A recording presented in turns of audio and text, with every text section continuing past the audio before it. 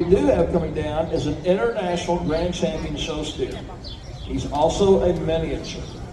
He weighs about 1,000 pounds, which is large for a miniature. He has a lot of attitude, and you'll see him in the very back of the herd.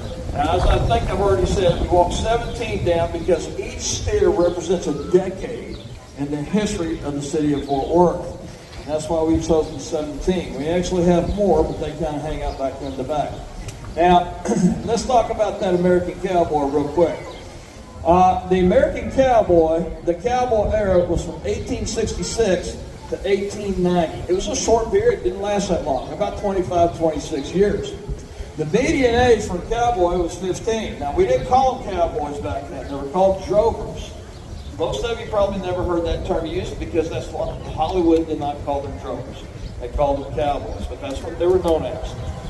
Your typical drover was 15. The age and range was from 9, you heard right, and up to about 30.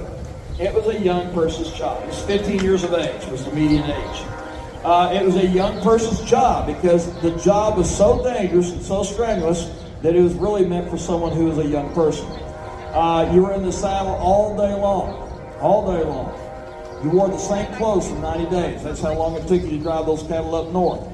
Real quick, let's talk about the breakdown. This is something that Hollywood didn't show you. A quarter to a third of them were black or Mexican. The Mexican cowboys are called vaquero. Vaquero means cowboy in Spanish.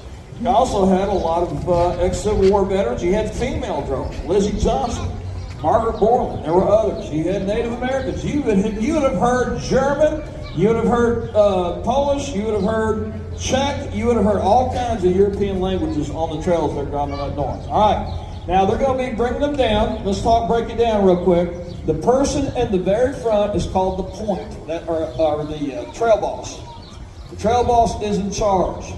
The people on either side are called the point, the swing, the flank. Now, you'd have anywhere from 1,500 to 5,000 head going up at the same time.